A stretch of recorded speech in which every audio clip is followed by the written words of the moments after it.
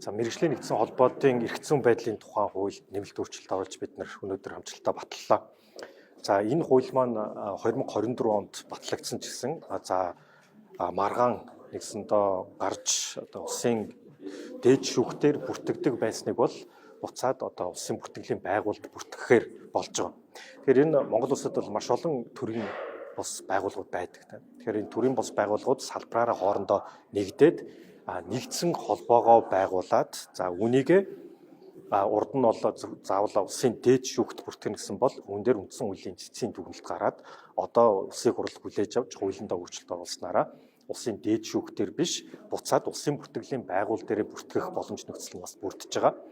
За тэгэхээр ер нь цаашдаа бид нар энэ төрлийн бус байгууллагууд нэгдсэн холбоогоо байгуулад цаашдаа төрийн чиг үүргийг төр ганцаараа дангаараа биш илүү төрийн бус байгууллагуудынхаа нэгдсэн холбоогоор дамжуулж төрийн зарим чиг үүргийг үйлчилгээг үзүүлэх боломж нөхцөл нь үүгээрээ бас бүрдэж байгаа.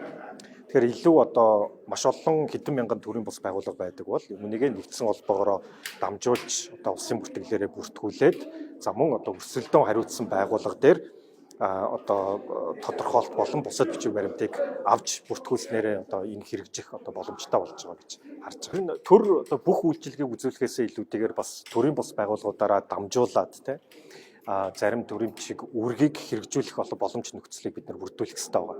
За үүндээ бол маш олон хэдэн мянган төрийн бус байгууллагууд салбар болгон дээр байдаг учраас үүнийг мэргэжлийн нэгдсэн холбоотын эрх зүйн байдлын тухай хуулиараа илүү дээвэр холбоо буюу нэгдсэн холбоогоо хоорондоо нэгдэж байгуулад бүртгүүлээд үүгээрээ дамжуулж төрийн чиг үүргийг зарим чиг үүргийг хэрэгжүүлэх боломж нөхцөл нэгсэндээ энэ хуулиар бүрдэж байна гэсэн үг.